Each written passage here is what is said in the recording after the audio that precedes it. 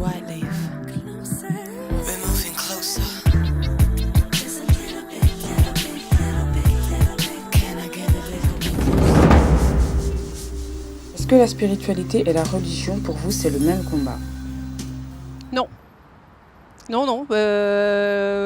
Pourquoi moi, je me sens spirituelle, mais je suis affiliée à aucune religion. Et pour moi, c'est pas la même chose. Pour moi, c'est des mots qui se ressemblent, spiritualité et religion. Maintenant, tout dépend des personnes. Ces deux mots peuvent avoir plusieurs significations selon les personnes. Donc ça reste, c'est des mots qui sont similaires, mais ça reste à débat quand même. La spiritualité est quelque chose qui est complètement différent de la religion. La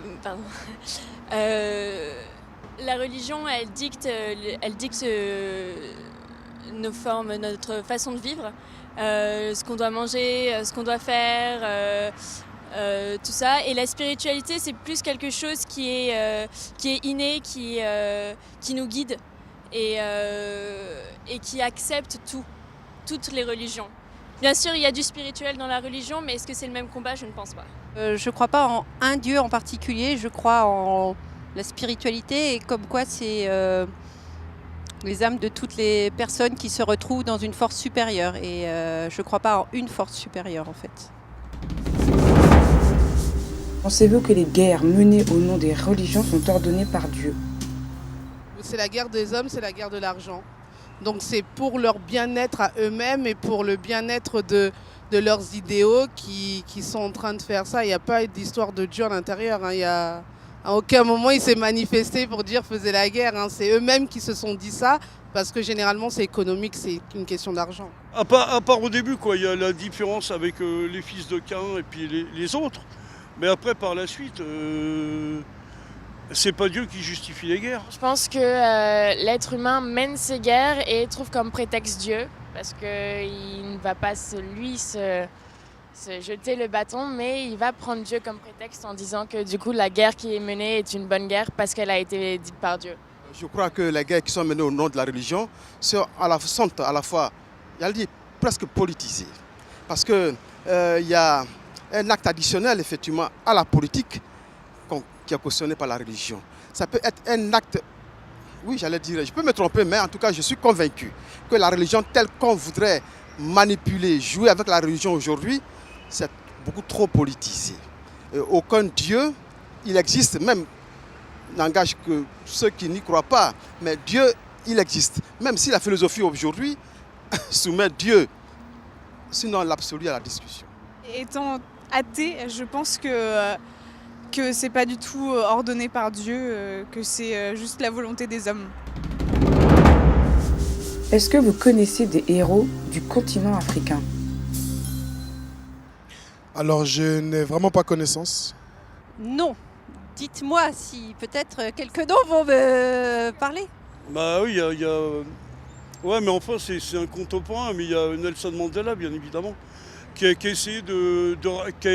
réussi à rassembler les hommes qui n'étaient pas pareils dans son pays, quoi, et qui en plus n'étaient pas jugés pareils dans son pays.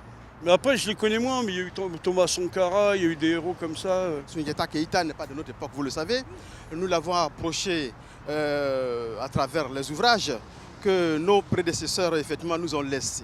Non, malheureusement, en tant qu'Africaine, c'est triste, mais j'ai pas été baignée dans la culture. En fait, c'est une culture qui a été coupée.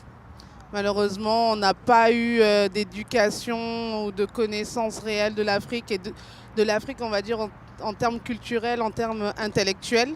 C'est des choses qu'il faut aller chercher, c'est des choses qui sont apprises généralement dans les hautes universités et généralement même pas en France, il faut aller aux États-Unis et autres pour commencer à comprendre ça. Et quand on essaye de chercher par soi-même, il y a tellement chacun son récit qu'on n'arrive pas réellement à savoir qu'est-ce qui est vrai et qu'est-ce qui est faux. Donc c'est dommage. En tant qu'Africain, Africaine, on ne connaît même pas nos richesses culturelles et intellectuelles. Si je vous dis Nnedi Okorafor ou Musinga Mwatiki, qu'est-ce que ça vous évoque? Et en plus, c'est une dame. Non, mais c'est pas courant parce qu'il n'y a pas beaucoup d'auteurs femmes déjà en France. Alors, a fortiori en Afrique, bien sûr que c'est une bonne chose. Bien sûr, la littérature, ça ne va pas être un truc d'homme blanc, quoi. À la base, la littérature, ça doit être universel. Donc je la connais pas, mais oui, ça me donne très envie de lire ce qu'elle dit. 1536, le désert du Sahara est un champ de bataille d'une violence indicible. Sur plusieurs fronts, Peuls, Rouges, Madenka et Touareg, tous de farouches animistes, combattent pour l'honneur, la liberté des leurs et contre l'anéantissement. En 1536, les Amargales ou extraterrestres atterrissent dans le désert du Sahara et mêlent leur technologie avancée à celle rudimentaire des belligérants terriens. Action, aventure, découverte et montée d'adrénaline sont au rendez-vous pour le lecteur.